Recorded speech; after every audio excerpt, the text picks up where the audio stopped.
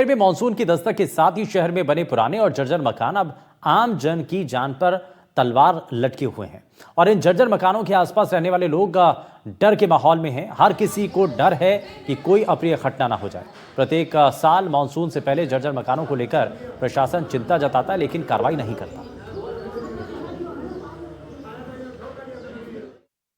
जर्जर मकानों में हमने लास्ट ईयर अच्छा काम किया था। पिछली बार किले के ऊपर और किले के नीचे एक दो मकान काफी जर्जर थे, उनको हमने उतरवा दिया था। और इस बार सार्वजनिक सूचना तो निकाल दी, सर्वे अभी चल रहा है।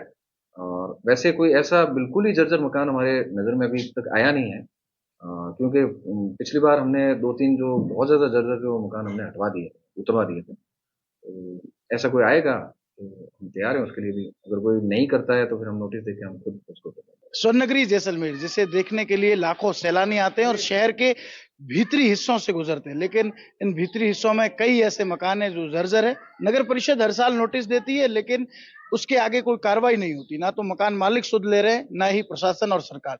लेकिन इसकी परेशानी लोगों को हो रही है और आने जाने वाले सैलानियों की जान पर भी खतरा मंडरा रहा है। मैं आपको तस्वीरें दिखा दूं, ये इस तरह का एक उदाहरण है, लेकिन ऐसे कई मकान जैसलमेर शहर और दुर्ग में है जहां स्थितियां बहुत ज्यादा जर्जर है। ये तस्वीरें आप देखकर समझ सकते हैं। देखिए, फ्रंट का हिस्सा जो है वो निकाल लिया गया है और बाकी के जो पत्थर है वो लगातार गिरने की कगार पर है। कई बार पत्थर गिरने से लोग जो है वो चोटिल होते होते बचे भी है, लेकिन कब ये मकान पूरा आकर गिर जाए और लोगों की जान सासत में है। साथ ही साथ सैलानी जो है इन रास्तों से होकर गुजरते हैं, तो उनके लिए भी बड़ी परेशानी का सबब जो है वो बना हुआ है। लोग जो है वो लगातार यहाँ पर मांग कर रहे हैं और महिलाएं जो है वो अब घरों में जो बाहर आई है और उनका कहना है कि बाहर आते हैं तो एक डर रहता है, बच्चे खेलते हैं तो भी डर रहता है। कुछ महिलाएं उनसे बात भी करते हैं। क्या कुछ पूरा मसला है? कितने ऐसे शहर में सैकड़ों मकान देखने को मिलते, क्या हालात है? ये देख रहे हो आप कितने वो हालात से गिरा हुआ है।